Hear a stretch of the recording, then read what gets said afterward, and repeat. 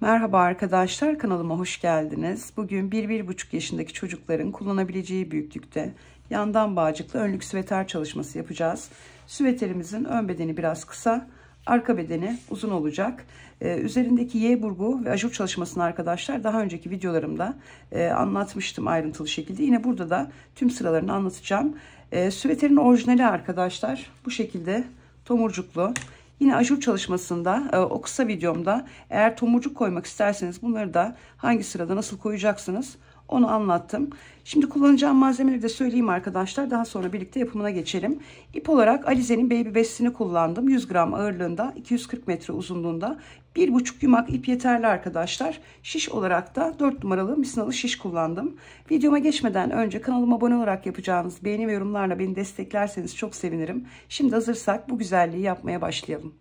Arkadaşlar fazla zamanınızı almamak için ben lastik örgümü hazırladım. Zaten ikili lastik örgüyü birçoğumuz biliyoruz. Şişime klasik ilmek atma yöntemiyle 66 tane ilmek attım. Daha sonra yine klasik 2 ters 2 düz 2 ters 2 düz lastik örgü olarak ilmek attığım sırayı sayacak olursam toplamda 12 sıra lastik örgümü ördüm. 66 ilmeğimizi 75'e çıkartacağız arkadaşlar. Şimdi aralıklı bir şekilde ilmek artış yapacağız, toplam 9 tane. Şimdi sıra başındaki ve sıra sonundaki 6 ilmeğimizi hem örgümüzün ön yüzünde hem de arka yüzünde haroşa olarak öreceğiz. Modelimizi bu baştaki ve sondaki 6 ilmeğin arasında uygulayacağız. İlk ilmeğimi örmeden alıyorum. Ve 6 tane ilmeğimi haroşa olarak örüyorum. İlkini örmeden aldım. 2, 3, 4, 5 ve 6. Ben haroşayı düz örgü olarak örüyorum arkadaşlar. Yani hem ön yüzde düz hem arka yüzde düz. Ters örüyorsanız bu baştaki ve sondaki 6 ilmeğinizi hem ön yüzde hem arka yüzde ters olarak öreceksiniz. Bu baştaki ve sondaki 6 ilmeğin modelimizle ilgisi yok arkadaşlar. Oraları kenar ilmeği olarak düşünün. Hem ön yüzde hem arka yüzde sadece haroşa olarak örülecek. Şimdi 9 tane ilmek artışı yapacağız. Nereden yaptığınızın bir önemi yok. Önemli olan yan yana yapmamanız. Ters ilmeklerimden kaldırarak yapacağım arkadaşlar artışlarımı. İlk artışımı yapayım. Bakın burada ters ilmeğimi kaldırdım. Şu şekilde. Yalnız ilmeğinizi şişinizden çıkarmayın. Bir tane artış yaptım. İlmeğimi yine düz olarak örüyorum. Düz bir şekilde devam ediyorum arkadaşlar haroşalarımdan sonra. İlk artışımı yaptım. Şimdi ikinci artışımda yine bu ters ilmeği kaldırıyorum. Alttan. İkinci artışımı yaptım. Devam ediyorum. Üçüncü artışımı yapıyorum.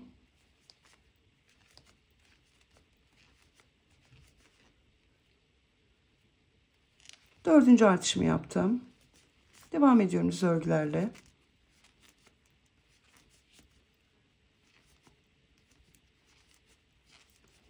Beşinci artışımı yapıyorum.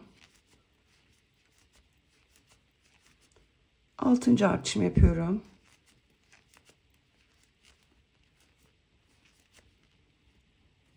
Yedinci artışımı yapıyorum.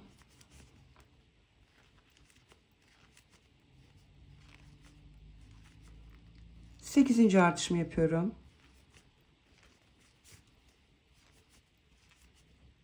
Ve 9. artışımı yapıyorum.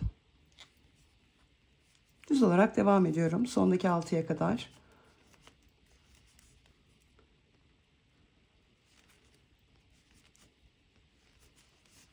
Buraya da diğer ayrıcımızı takalım. Sondaki 6'ya kadar artışlarımı yaparak düz örüp geldim. Şimdi sondaki 6 ilmeğimi yine haroşa olarak örüyorum. 3, 4, 5 ve 6. Dönüyorum örgümün arka yüzünü. Arka yüzümde yine baştaki ve sondaki 6 ilmeğimi haroşa olarak öreceğim. Aradaki ilmeklerimin tamamını ters örgü olarak öreceğim. Sıramızı bu şekilde tamamlayalım arkadaşlar. Dediğim gibi baştaki ve sondaki 6 ilmek haroşa, aradaki ilmeklerin tamamı ters örgü.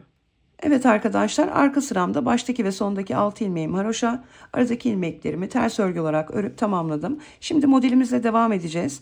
Modelimiz 8 sıradan oluşuyor arkadaşlar. Birinci sıradan 8. sıraya kadar ne yapıyorsak aynı işlemleri tekrarlayarak diğer modellerimizi oluşturacağız. Ben şimdi numaralandırarak anlatacağım. Hangi sırada kalırsanız o sırayı başa alıp tekrar izleyerek modelinizi oluşturabilirsiniz.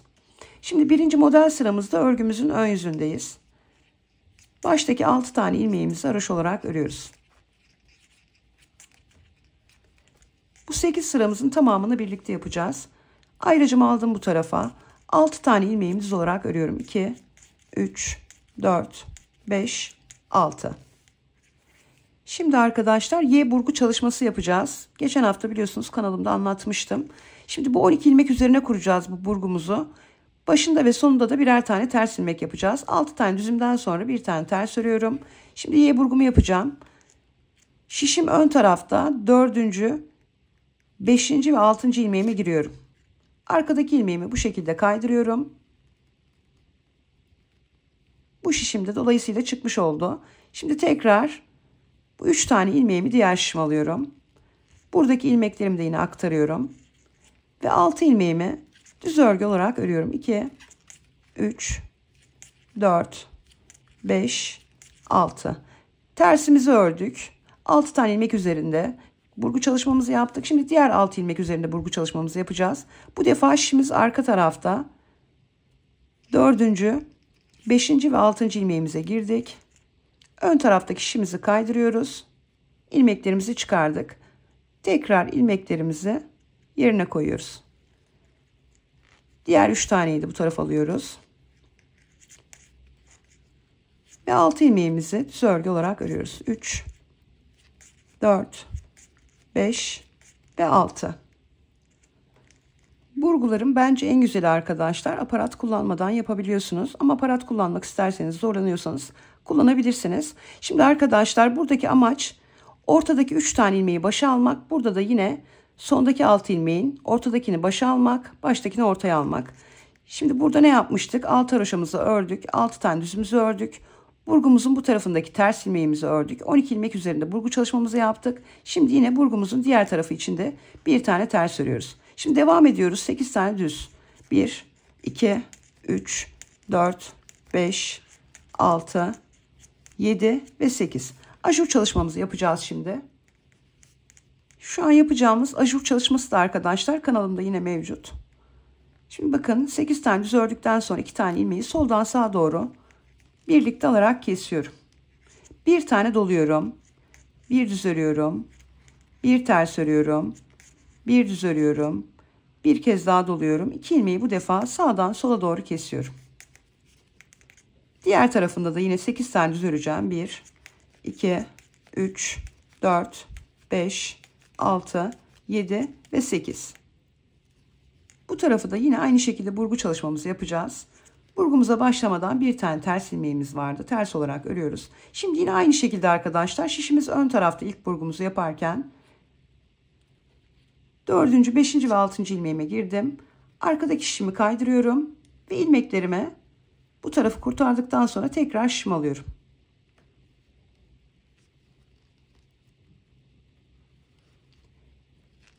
Diğer ilmeklerimi de yine aktarıyorum. Ve bu 6 ilmeğimi düz örgü olarak örüyorum. 2, 3, 4, 5 ve 6. Ortadaki ilmeklerimi baştaki ilmeklerimi ortaya almış oldum. Şimdi diğer 6 ilmeğim üzerinde yine burgumu uygulayacağım. Bu defa şişim arka tarafta 4. 5. ve 6. ilmeğime girdim. Öndeki şişimi bu şekilde kaydırıp ilmeklerimi çıkarıyorum. Arkadaki şişimdeki ilmeklerim de kurtulmuş oldu. Tekrar bu 3 ilmeğimi şişimi alıyorum. Diğer 3 taneyi de aktarıp 6 ilmeğimi düz örgü olarak örüyorum. Yapımı oldukça kolay arkadaşlar ve gerçekten çok şık duruyor. Burguların en güzeli diyebilirim. Görsel olarak 2, 3, 4, 5 ve 6. Burgu çalışmamı tamamladım. Şimdi bu tarafından da yine bir tane ters ilmek örüyorum. Ve 6 ilmeğimi düz olarak örüyorum. 1, 2, 3, 4, 5 ve 6. Ayrıcıma geldim. Kenardaki 6 tane ilmeğimi haroşa olarak örüyorum. 3, 4, 5 ve 6. Modelimizin birinci sırasını örgümüzün ön yüzünde tamamladık. Şimdi arkadaşlar bu birinci sıramızda ne yaptıysak aynı şekilde 8 sıramızı tamamladığımızda birinci sıramızda yine bu işlemi yapacağız. Şimdi örgümüzün arka yüzünde modelimizin ikinci sırasındayız. Şimdi modelimizin ikinci sırasında örgümüzün arka yüzündeyiz. Yine baştaki 6 ilmeğimi haroş olarak örüyorum. 3, 4, 5, 6. Ayracımı aldım bu tarafa. İlmeklerimi nasıl görüyorsam o şekilde öreceğim arkadaşlar. Şimdi sayalım yine. 1, 2, 3, 4, 5, 6.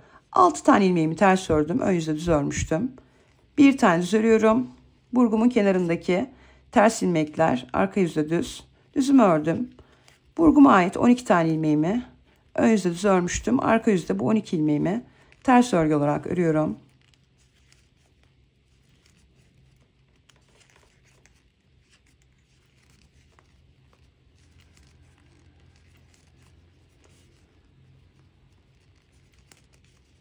Tersimi ördüm. Bir tane düz örüyorum. 1, 2, 3, 4, 5, 6, 7, 8, 9. Bakın dolamama geldim. Onu da ters örüyorum. 10 ve 11. 11 tane ilmeğimi ters olarak ördüm. Bir tane düz örüyorum.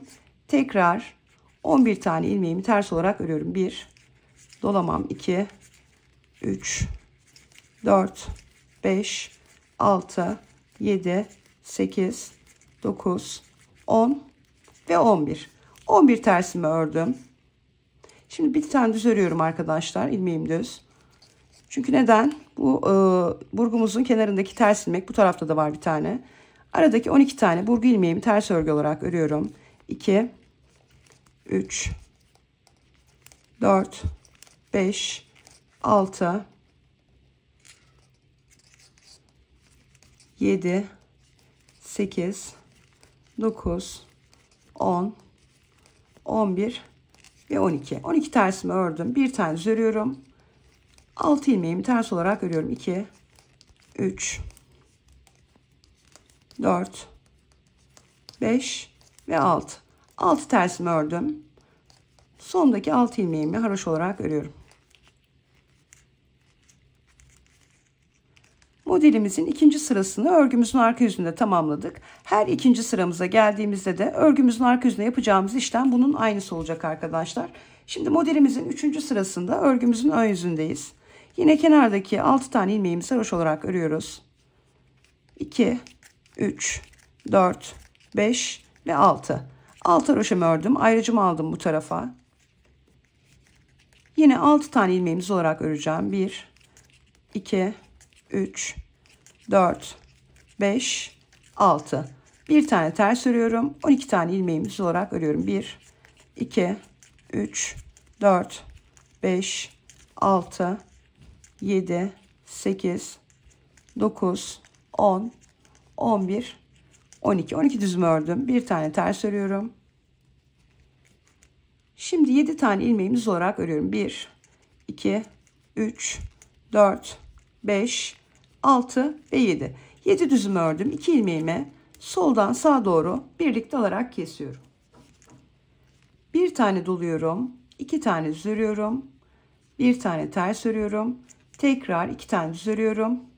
Bir tane doluyorum. 2 ilmeğimi sağdan sola doğru birlikte alarak kesiyorum. 7 tane ilmeğimiz olarak örüyorum. 1, 2, 3, 4, 5, 6, 7. Bir tane ters örüyorum. 12 ilmeğimiz olarak örüyorum. 4, 5, 6, 7, 8, 9, 10, 11, 12. 12 düzümü ördüm. Bir tane ters örüyorum. 6 ilmeğimiz olarak örüyorum. 2, 3, 4, 5, 6. 6 düzümü ördüm. Kenardaki 6 ilmeğimi haroş olarak örüyorum. Modelimizin 3. sırasını örgümüzün ön yüzüne tamamladık. Şimdi her 3. sıramıza geldiğimizde de arkadaşlar burada ne yaptıysak aynı işlemleri tekrarlıyoruz. Şimdi modelimizin 4. sırasında örgümüzün arka yüzündeyiz. Yine kenardaki 6 tane ilmeğimizi haroş olarak örüyoruz. 6 ilmeğimi haroş olarak ördüm. Şimdi arka yüzümde arkadaşlar gördüğümü öreceğim yine. Tersleri ters, düzleri düz. 6 tane ilmeğimi ters örüyorum. 2, 3, 4, 5, 6. Bir tane düz örüyorum. Tekrar 1, 2, 3, 4, 5, 6, 7, 8, 9, 10, 11, 12 tane ilmeğimi ters ördüm. Bir tane düz örüyorum. Kenardaki 6 tane ilmeğimi sarhoş olarak ördük. 6 tane ters ördük. Bir tane düz. 12 tane ters. Tekrar bir tane düz. Şimdi 11 tane ilmeğimizi ters olarak örüyoruz. 1, 2, 3, 4, 5, 6, 7, 8, dolamamız 9, 10, 11. 11 tane tersimi ördüm. Bakın zaten ortadaki düz. Bunu düz olarak örüyorum. Tekrar 11 tane ilmeğimi ters olarak örüyorum. 1, 2, 3 dolamam. Bu da ters. 3, 4, 5, 6, 7, 8, 9, 10, 11. 11 tane tersimi ördüm. Bir tane düz örüyorum. 12 tane ilmeğimi ters olarak örüyorum. 2, 3, 4, 5, 6, 7, 8, 9, 10, 11, 12. 12 tane tersimi ördüm. Bir tane düz örüyorum. 6 tane ilmeğimi ters olarak örüyorum. 3, 4, 5, 6. Kenar ilmeklerimi yine haroşa olarak örüyorum. 3, 4, 5, 6. Modelimizin 4. sırasını arka yüzümüzde tamamladık. Her 4. sıramıza geldiğimizde de yapacağımız işlem buradakiyle aynı arkadaşlar. Şimdi modelimizin 5. sırasında örgümüzün ön yüzündeyiz. Yine kenardaki 6 tane ilmeğimizi haroşa olarak örüyoruz. Örgüye yeni başlayan arkadaşlarımız var aramızda. Yani normalde bu arka sırayı göstermesek de olur ama işte bilmedikleri için bazı arkadaşlarımız en azından yaptıklarımızı yaparak süveterlerini örebilirler. O yüzden biraz ayrıntılı anlatıyorum arkadaşlar. Kusura bakmayın, bilenler için söylüyorum. Şimdi 6 tane ilmeğimi haroşa olarak ördüm. Modelimin 5. sırasında örgümün ön yüzündeyim. Şimdi yine arkadaşlar 6 tane düzümüzü öreceğiz. Ayrıcımızdan sonra 2, 3, 4, 5, 6. Bir tane ters örüyoruz. 12 tane ilmeğimizi düz olarak örüyoruz. 3, 4, 5, 6, 7, 8, 9, 10, 11, 12. 12 düzümü ördüm. Bir tane ters örüyorum. 6 ilmeğimi düz olarak örüyorum. 1, 2, 3, 4, 5, 6. 6 düzümü ördüm. Şimdi soldan sağa doğru 2 ilmeğimi birlikte alarak kesiyorum. Bir tane doluyorum. 1, 2, 3 tane düz örüyorum. Bir tane ters örüyorum. Tekrar 1, 2, 3 tane düz örüyorum. Bir doluyorum. 2 ilmeğimi sağdan sola doğru birlikte alarak kesiyorum. 6 tane düzüm örüyorum. 1, 2, 3, 4, 5, 6. Bir tane ters örüyorum. 12 tane ilmeğimi düz olarak örüyorum. 2, 3, 4, 5, 6, 7, 8, 9, 10, 11, 12. 12 düzümü ördüm. Bir tane ters örüyorum. Ve 6 ilmeğimi düz örgü olarak örüyorum. Ayrıcımı aldım bu tarafa. Kenardaki 6 tane ilmeğimi de haroşa olarak örüyorum. Modelimizin 5. sırasını örgümüzün ön yüzünde tamamladık. Şimdi her 5. sıramıza geldiğimizde de örgümüzün ön yüzünde burada yaptığımız işlemin aynısını yapacağız. Arkadaşlar bu kenar haroşalarını sıkı sıkı örmeyin, yoksa kısa satır yapmanız gerekir. Kastırır burası. O yüzden çok sıkı örmeyin. Şimdi modelimizin 6. sırasında örgümüzün arka yüzündeyiz. Yine kenardaki 6 tane ilmeğimizi haroşa olarak örüyoruz. Ayrıcımı aldım bu tarafa. 6 tane ilmeğimi ters örüyorum. 3, 4, 5, 6. 6 tersimi ördüm. Bir tane düz örüyorum. 12 tane ilmeğimi ters olarak örüyorum. 3, 4, 5, 6, 7, 8, 9, 10, 11, 12. 12 tersimi ördüm. Bir tane düz örüyorum. Şimdi 11 tane ilmeğimi ters olarak öreceğim. 1, 2, 3, 4, 5, 6, 7, dolamam 8, 9, 10, 11 tane tersimi ördüm. Arada bir tane düz ilmeğim var. Düz olarak örüyorum. Tekrar 11 tane ilmeğimi ters olarak örüyorum. 1, 2, 3, 4 dolamam. 5, 6, 7, 8, 9, 10, 11. 11 tersimi ördüm. Bir düz örüyorum. Tekrar 1, 2, 3, 4, 5, 6, 7, 8, 9, 10, 11, 12 tersimi ördüm. Bir düz örüyorum. 6 tane ilmeğimi ters olarak örüyorum. 2, 3, 4, 5, 6. Kenar ilmeklerimi haroş olarak örüyorum. 2, 3, 4, 5, 6. Ayracım fırladı arkadaşlar. Takayım onu yerine. Evet, ayrıcımı taktım. Modelimizin 6. sırasını örgümüzün arka yüzünde tamamladık. Her 6. sıramıza geldiğimizde de örgümüzün arka yüzünde yapacağımız işlem aynı arkadaşlar. Şimdi modelimizin 7. sırasında örgümüzün ön yüzündeyiz. Yine kenardaki 6 tane ilmeğimizi haroş olarak örüyoruz. 2, 3, 4, 5, 6. 6 haroşamı ördüm. Ayrıcımı aldım bu tarafa. 6 tane düzüm örüyorum. 2, 3, 4, 5, 6. Bir tane ters örüyorum. 12 tane düz örüyorum. 1, 2, 3, 4, 5, 6, 7, 8, 9, 10, 11, 12. 12 düzümü ördüm. Bir tane ters örüyorum. 1, 2, 3, 4, 5 tane düzümü ördüm. 2 tane ilmeğimi soldan sağa doğru birlikte alarak kesiyorum. Bir doluyorum. 1, 2, 3, 4 tane düz ördüm. Bir tane ters örüyorum. Tekrar 1, 2, 3, 4 tane düz ördüm. Bir doluyorum. 2 ilmeği sağdan sola doğru birlikte alarak kesiyorum. Ve 5 tane ilmeğimi düz olarak örüyorum. 1, 2, 3, 4, 5. Bir tane ters örüyorum. 12 tane ilmeğimi düz olarak örüyorum. 3, 4, 5, 6, 7, 8, 9, 10, 11, 12. 12 düzümü ördüm. Bir tane ters örüyorum. 6 ilmeğimi düz örgü olarak örüyorum.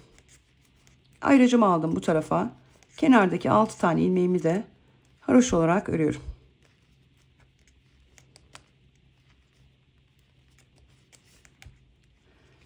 Modelimizin 7. sırasını örgümüzün ön yüzünde tamamladık. Her 7. sıramıza geldiğimizde de örgümüzün ön yüzünde yapacağımız işlem bunun aynısı arkadaşlar. Yani burada ne yaptıysak aynı işlemleri yapacağız. Şimdi modelimizin 8. sırasında örgümüzün arka yüzündeyiz. Bu bizim son sıramız. Bu gördüğünüz güzel süveter sadece 8 sıradan oluşuyor arkadaşlar.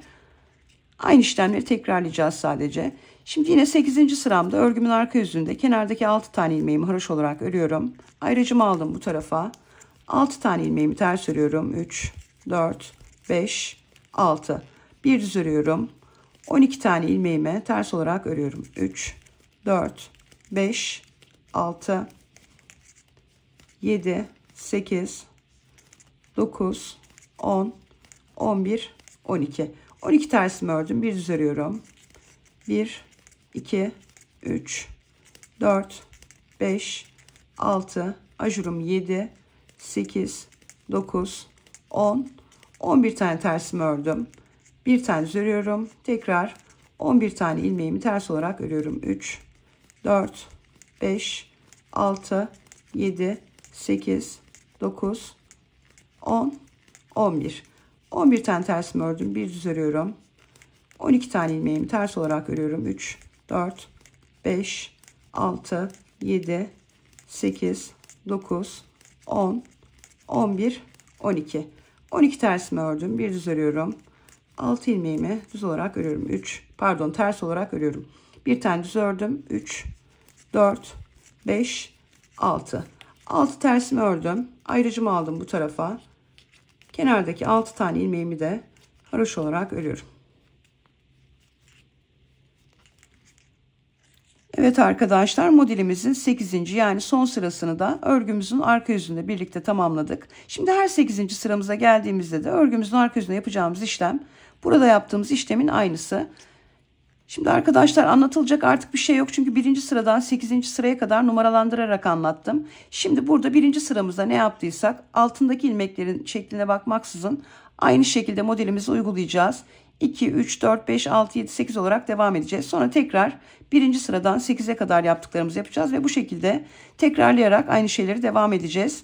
Eğer videoyu hızlı bulduysanız arkadaşlar ayarlar bölümü var. Oradan yavaşlatarak da izleyebilirsiniz. Yani benim çok hızlı örmem ya da çok yavaş örmem önemli değil. Oradan ister daha hızlı ister daha yavaş izleyebilirsiniz. Şimdi buradaki V'lerimiz 10 tane olana kadar arkadaşlar modellerimizi aynı şekilde uygulayalım. Daha sonra birlikte devam edelim. Evet arkadaşlar, birlikte bir tam model kurulumu yaptıktan sonra bu 8 sırada yaptığım işlemleri tekrarlayarak 9 kez daha aynı şekilde modelimi uyguladım. Buradaki burgularım arkadaşlar 10'ar tane ve hem de yine aynı şekilde 10 tane. Bir tanesini birlikte oluşturmuştuk. Daha sonra 9 kez daha aynı şekilde devam ettim. Kenar haroşalarımı saydığım zaman da 41 diş haroşam var. Şimdi kesim işlemimizi yapacağız. Şimdi hem tekrar modelimin birinci sırasından başlayacağım, hem de kesimlerimi yapacağım. Örgümün ön yüzünde kenardaki 6 tane ilmeğimi haroşa olarak örüyorum. 2, 3, 4, 5, 6. 6 düzüm örüyorum. 1, 2, 3, 4, 5, 6. Bir tane tersimi örüyorum. Birinci model sıramda olduğum için yine aynı şekilde devam ediyorum arkadaşlar. 6 haroşa, 6 düz, bir ters. Model çalışmamı yapacağım yine burgu. Şişimi ön tarafta 3 tane ilmeğime girdim. Arkadaki şişimi kaydırıp ilmeklerime tekrar şişim alıyorum. Ve 6 ilmeğimi düz olarak örüyorum. 1, 2, 3, 4, 5, 6. Bu tarafta da şişimiz arka tarafta 3 tane ilmeğimize giriyoruz. Kaydırıyoruz bu şekilde. Ve ilmeklerimizi yerine koyup 6 tane ilmeğimizi yine düz olarak öreceğiz. 1, 2, 3, 4, 5 ve 6. 6 düzümü ördüm. Bir tane ters örüyorum. 6 tane ilmeğimiz olarak örüyorum. 1, 2, 3, 4, 5 ve 6. Aşur çalışmamızı yapmıyoruz arkadaşlar. Buradaki ilmeklerimizi keseceğiz. 6 tane düzümüzü ördükten sonra 2 tane ilmeği giriyoruz. Birlikte alarak kesiyoruz. İlmeğimizi şişimize aldık. İlk kesimimizi yaptık. Aynı şekilde keseceğiz. 2, 3, 4, 5, 6, 7, 8, 9, 10, 11, 11 tane ilmeğimizi kestik. Şimdi şişimizdeki ile birlikte 6 tane ilmeğimizi düz olarak örüyoruz. 2, 3, 4, 5, 6. 6 düzümü ördüm. Bir tane ters örüyorum. Şimdi yine arkadaşlar burgumu yapacağım. Şişim ön tarafta. 3 ilmeğime girdim. 4. 5. ve 6.'ya. İlmeklerimi çevirdim. Ve 6 tane ilmeğimi düz olarak örüyorum. 1, 2, 3, 4, 5, 6. Bu tarafta da yine burgu çalışmamı yapacağım. Bu defa 4. 5. ve 6. ilmeğime şişim arka tarafta giriyorum. Öndeki şişimdeki ilmeklerimi çıkarıyorum. Tekrar şişim alıyorum. Ve diğer 3 ilmeğimi de bu şişime aktarıp ilmeklerimi düz olarak örüyorum. 1, 2, 3, 4, 5 ve 6. Bir tane ters örüyorum. 6 tane ilmeğimi düz olarak örüyorum. 2, 3, 4, 5, 6. Kenardaki 6 ilmeğimi de haroşa olarak örüyorum. Dönüyorum örgümün arka yüzünü. Yine modelimin ikinci sırasını uygulayacağım arka yüzümde. Arka yüzlerimizde arkadaşlar düzleri düz örüyorduk. Tersleri ters. Alt haroşamı ördüm.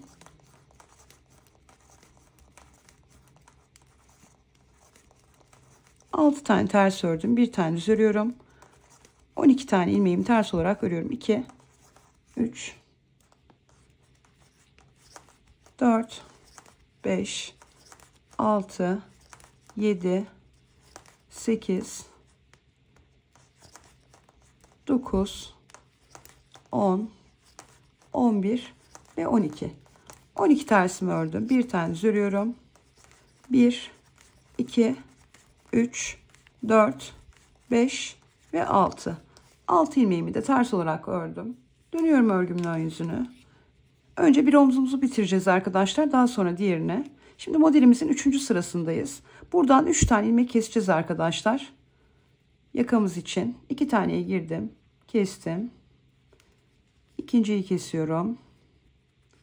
Ve üçüncü. 1, 2. 2 tane düzme ördüm. Bir tane ters örüyorum. 12 ilmeğimi düz olarak örüyorum.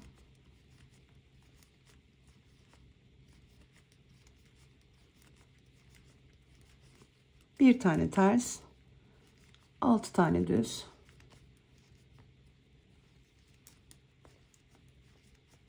6 tane haroşa. Modelimin 4. sırasında örgümün arka yüzündeyim. Kenardaki 6 ilmeğimi haroşa olarak örüyorum. 6 tane ters örüyorum. 1, 2, 3, 4, 5, 6. Bir tane düz örüyorum. 12 tane ilmeğimi ters olarak örüyorum. 3, 4, 5, 6, 7, 8, 9, 10, 11, 12. Bir tane düz örüyorum. 3 tane ilmeğimi ters olarak örüyorum. Döndüm ön yüzümü. 5. sıramda bu defa 2 tane ilmeğimi keseceğim. 2 ilmeğime girdim. Birlikte alarak kesiyorum. Birinci kesimimi yaptım. Tekrar ikinci kesimimi yaptım. Şimdi yine 5. sıramla devam edeceğim. Tersimi ördüm. 12 düzümü örüyorum. 12 düz, bir ters, 6 düz, 6 haroşa olarak sıramızı tamamlayalım. 5. sıramı ön yüzümde tamamladım. Şimdi 6. sıramda arka yüzümde yine düzlerimi düz, terslerimi ters olarak öreceğim. Kenardaki 6 ilmeğimi haroşa olarak örüyorum.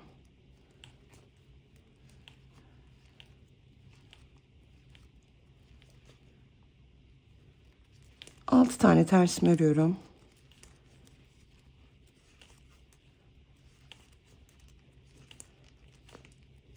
Şimdi arkadaşlar bir düz, 12 ters, bir düz, bir ters olarak devam edelim.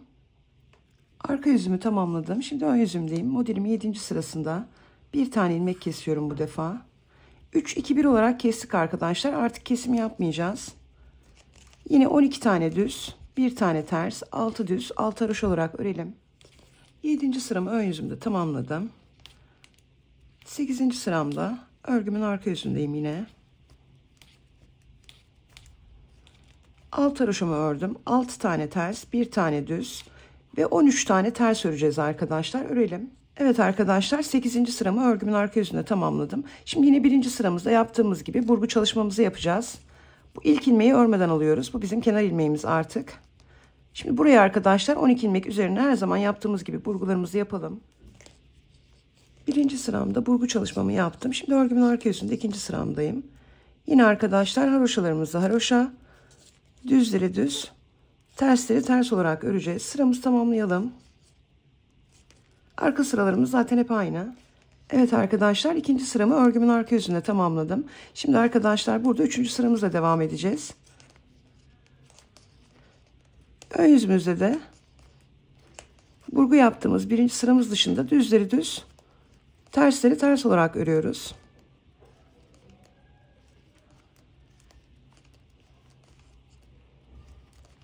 Bir tane ters ördüm. Şimdi 6 tane düz, 6 haroşa olarak devam edelim.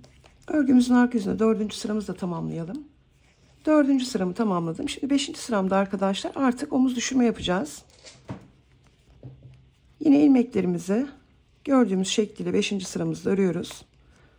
Sadece 1. sıralarımızda burgu çalışması yapıyoruz.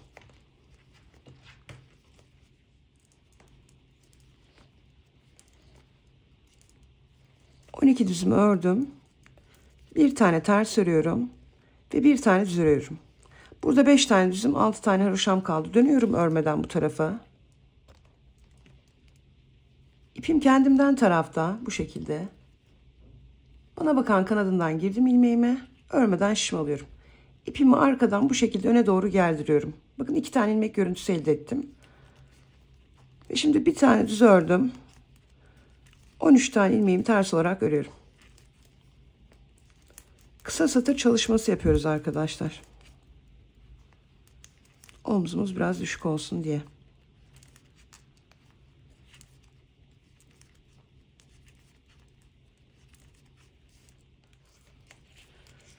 Dönüyorum ön yüzüme. Dönüyorum ön yüzüme. Bu sıramda burgumdan 4 tane ilmek keseceğim arkadaşlar. İlk ilmeğimi örmeden aldım. 2 tane düz örüyorum. 2 ilmeği birlikte alarak kesiyorum. Birinci kesimimi yaptım. Tekrar 2 ilmeği birlikte alıyorum. İkinci kesimimi yaptım. 2 ilmeği birlikte alıyorum. Üçüncü kesimimi yaptım. 2 ilmeği birlikte alıyorum. Dördüncü kesimimi yaptım. 2 tane düz örüyorum. 1 tane ters örüyorum. Burada geri dönüş yaptığım ilmeğimi bu şekilde arkadan girdim. Ön taraftan çıktım ve onu da düz olarak örüyorum. 1, 2, 3, 4, 5 tane ilmeğimizi örüyorum. Sıra sonunda 6 tane roşam kaldı. Dönüyorum örmeden. Bu bizim son dönüş işlemimiz. İlmeğime girdim. İpi arkadan ön tarafa alıyorum. Ve devam ediyorum. 1, 2, 3, 4, 5 tane tersimi ördüm. Bir düz örüyorum. 9 tane ilmeğimi ters olarak örüyorum. 4,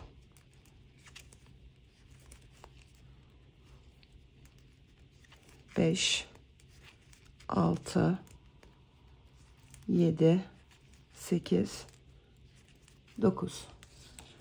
Döndüm ön yüzüme. Şimdi sıra sonuna kadar ilmeklerimi düz olarak öreceğim.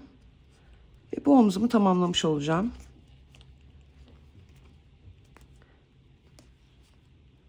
Tüm ilmeklerimi düz örgü olarak örüyorum.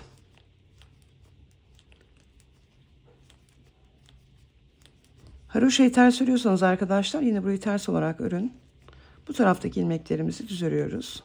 Bakın burada dolamalı ilmeğim. Yine bunu arkadan giriyorum. Önden çıkıp düz olarak örüyorum. Kenar ilmeklerimi haroşa olarak örüyorum.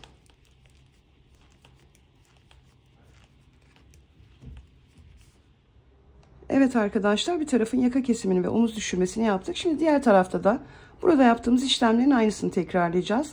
Sadece kesimlerimizi bu tarafta örgümüzün arka yüzünden yapacağız. İlk sıramızı arkadaşlar göstereyim. Daha sonra burada ne yaptıysak dediğim gibi aynılarını burada tekrarlayarak bu omzumuzu da bitireceğiz. 10 model sıramızı tamamladıktan sonra birinci model sıramızda burada burgu çalışmamızı yaptık. Ortadaki ilmeklerimizi kestik ve bu omzumuzu tamamladık. Dolayısıyla buranın ön yüzü örülmüş oldu ve birinci model sırası tamamlanmış oldu. Yani burgu çalışmamızı yaptık. Şimdi ikinci sıramızdayız. Ön yüzümüzü ördüğümüz için arka yüzümüzden devam edeceğiz. İpimizi takıyoruz. 3 tane ilmeğimizi keserek başlayacağız arkadaşlar. Arka yüzümüzde olduğumuz için ilmeklerimizi ters örgüyle kesiyoruz. Bir tane ilmeğimi kestim. Şişme yine ilmeğimi aktardım. İkinci ilmeğimi de kesiyorum ters olarak.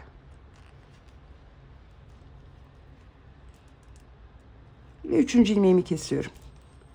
Kesimlerimizi örgümüzün arka yüzüne yapacağız. Şimdi arkaya öreceğiz, ön öreceğiz. Tekrar arkaya geldiğimizde 2 keseceğiz. Arkaya öreceğiz, ön öreceğiz. Tekrar geldiğimizde son kesimimizi yapacağız. Bir tane kesip.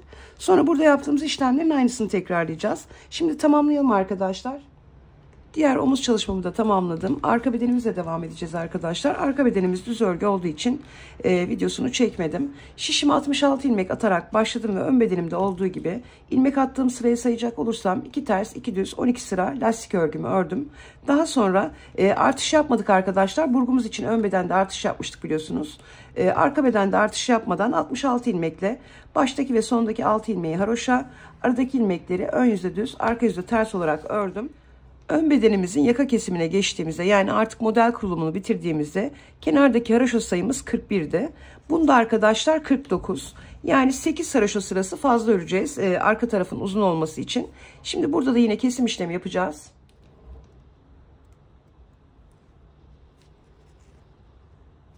Baştaki 6 tane ilmeğimi haroşa olarak örüyorum. 3, 4, 5, 6.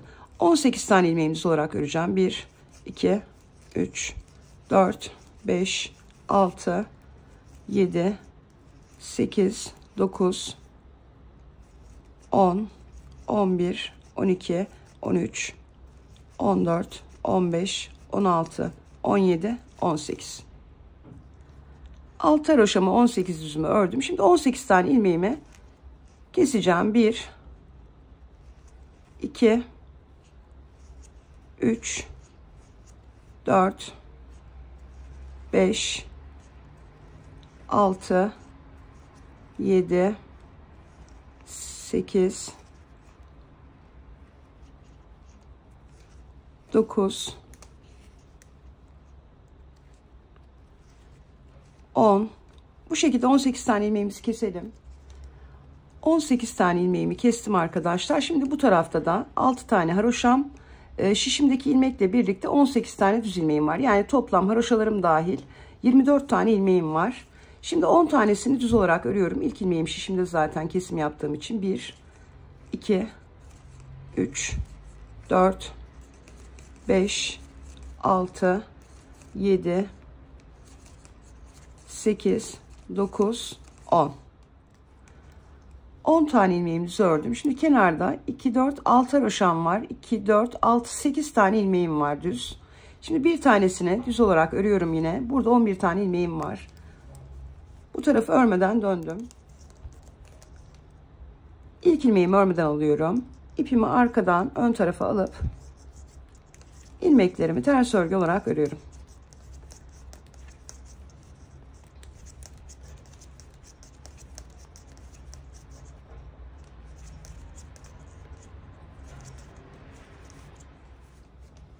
Döndüm ön yüzümü. Bir tane ilmek kesiyorum arkadaşlar. 2 ilmeği birlikte aldım ve kestim. Şimdi düz örgülerle devam ediyorum.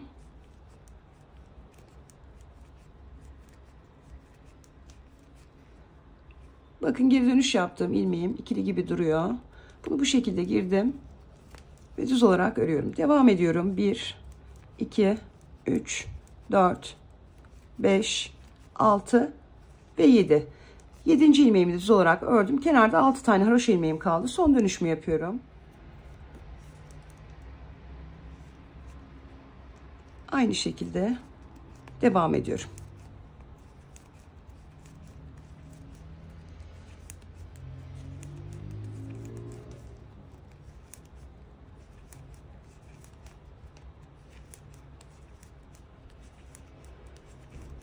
Arka sıramı ters olarak ördüm.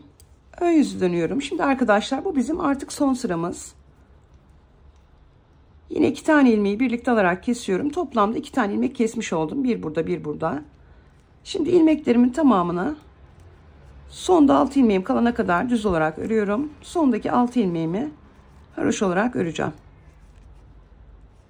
Arka bedenimizin omuz kısmını da tamamlamış olduk. Bakın geri dönüş yaptığım ilmeğim, onu da düz olarak örüyorum. Ve kenardaki 6 ilmeğimi haroşa olarak örüyorum. Omzumuzda artık 22 tane ilmeğimiz var. Yine arkadaşlar ön bedenimizde de omzumuzda 22 tane ilmeğimiz var. Şimdi buraları birleştirelim arkadaşlar. Arkadaşlar ön yüzler içeride kalacak şekilde omuzlarımı karşılıklı getirip tığ yardımıyla birleştireceğim. Bakın iki tarafında arka yüzü dışarıda, ön yüzleri içeride.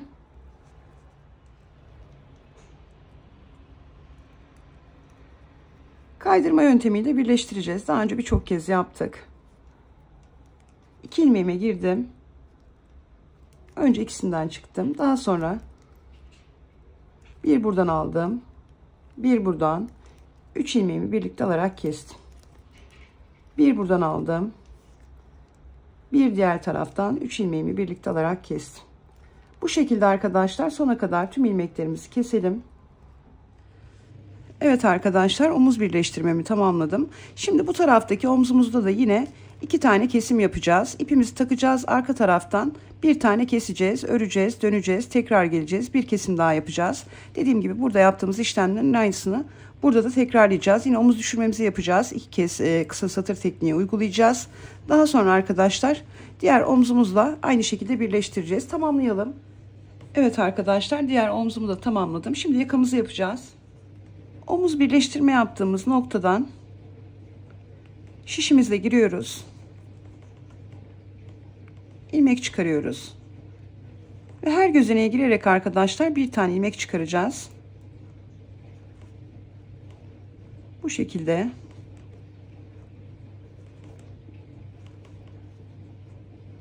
Şişle zorlanıyorsanız tığ ile çıkartıp şişinize aktarabilirsiniz. Şimdi ilmeklerimizi toplayalım. Evet arkadaşlar, yakamdaki ilmeklerimi topladım. Toplam şu an şişimde 84 tane ilmeğim var. Arkadaşlar ben yakamı dikişsiz olarak öreceğim. Eğer dikişli örecekseniz bu tarafı birleştirmeyin. 2 diş haroşa ördükten sonra 2 düz, 2 ters, 2 düz, 2 ters lastik örgü olarak örün 10 sıra. Daha sonra ilmeklerinizi örerek kesme tekniğiyle kapatın. Ben şimdi dönerek yapacağım bu işlemi. Eğer bu misinayla zorlanıyorsanız uzun misinayla 40 santimetrelik misinay arkadaşlar bu ilmekleriniz sığacak. Yine 40 santimlik misinayla da dikişsiz bir şekilde örebilirsiniz.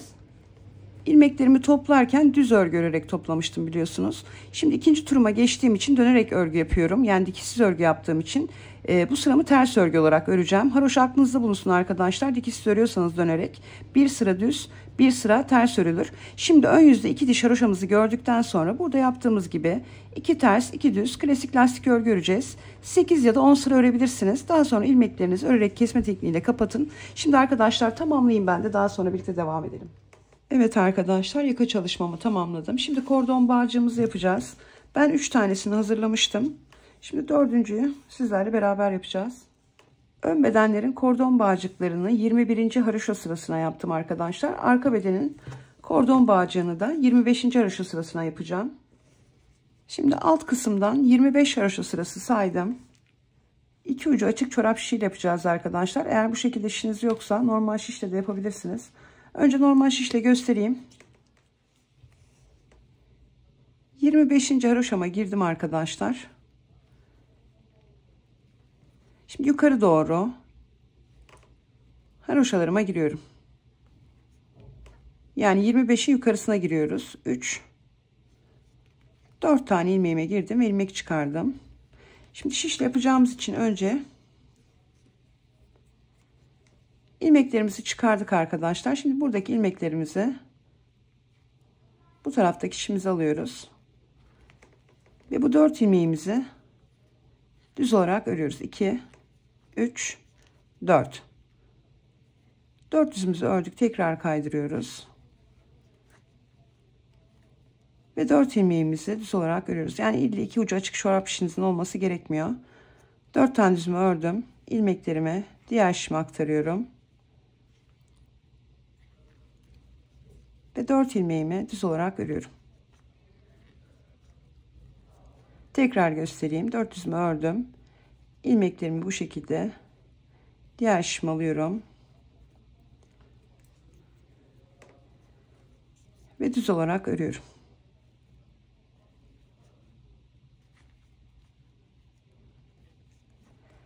Şimdi bir de 2 ucu açık şişle göstereyim.